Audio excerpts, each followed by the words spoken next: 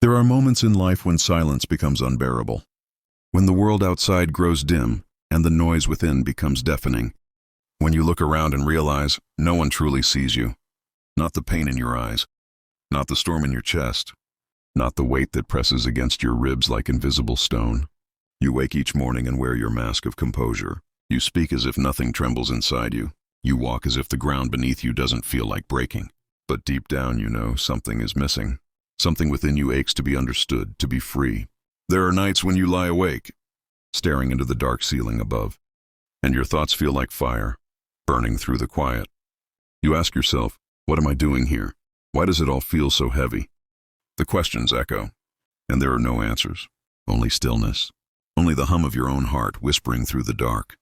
You feel alone, abandoned by the world, misunderstood by time. You reach out, but the things you once held on to, people, dreams, distractions, they all fade, leaving only you. And perhaps that is the point. Epictetus once said, "No man is free who is not master of himself."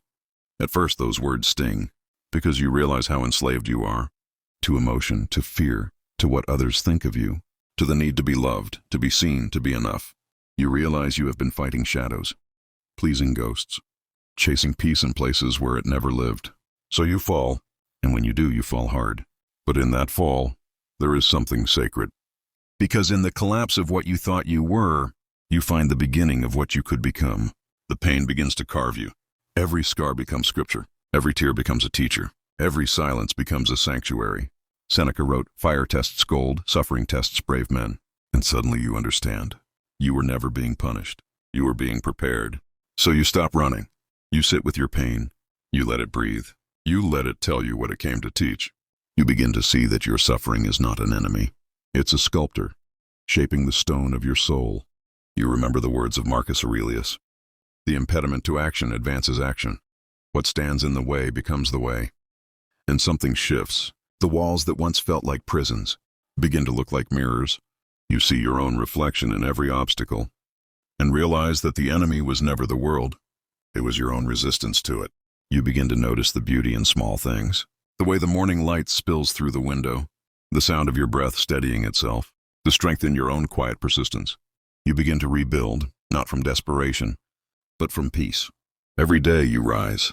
You face the same storms, but you no longer beg for calm seas. You learn to steer the ship, to meet the waves with steadiness, to embrace discomfort as a form of growth. You stop chasing happiness, because you understand now. Happiness was never the goal. Peace was, and peace doesn't shout. It whispers. It lives in discipline, in presence, in acceptance. You learn to detach, not because you don't care, but because you finally understand the cost of holding on. You release the need to control what isn't yours. You let go of what others think of you. You stop explaining yourself to those who cannot see your depth. You stop apologizing for evolving. You walk alone now, but it no longer feels lonely, because solitude has become your strength. You've learned to find companionship in your own company. You've discovered that the greatest conversation is the one between you and your soul. You begin to live like a Stoic, not emotionless, but unshaken. You feel deeply, but you no longer drown in your feelings. You observe them, like clouds passing across the vastness of your mind. They come, they go, but you remain. You realize that control was never about the world outside. It was always about the world within. And for the first time, you feel powerful. Not because you conquered others, but because you conquered yourself. You stop fearing failure. You stop fearing rejection. You stop fearing loss. Because everything external was never yours to keep. The only thing you truly own is the way you respond, the way you rise, the way you remain calm amidst chaos. Marcus Aurelius wrote, "You have power over your mind, not outside events. Realize this, and you will find strength." And now you do. You carry those words like armor, not to shield you from the world, but to remind you that you are not broken by it. The world still tests you. People still disappoint. Plans still fall apart. But you've changed. You no longer curse the storm. You become the stillness within it. You no longer ask, "Why me?" You ask, "What now?" And that single question transforms everything. You realize that life is not meant to be escaped. It is meant to be embraced. Every struggle, every loss, every heartache is a brushstroke in the masterpiece of your becoming. Without the pain, you would not have awakened. Without the dark, you would not have seen the light. You understand that strength is quiet, It doesn't boast. It doesn't seek validation. It simply endures. It stays steady when others crumble. It breathes deeply when others panic. It walks forward, one deliberate step at a time. You begin to see that mastery is not about dominance.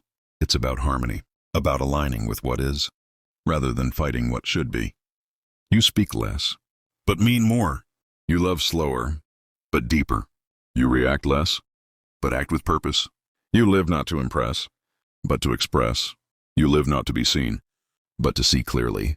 You look back at the version of yourself that once felt lost and broken, and you smile, not with pride, but with understanding, because you now know that pain was the path, that isolation was the forge, that suffering was the teacher you needed most. You remember Epictetus again? We suffer not from the things themselves, but from our judgment about them. And now those words are not just philosophy. They are freedom. You see how your thoughts shape your world, how your perception creates your peace.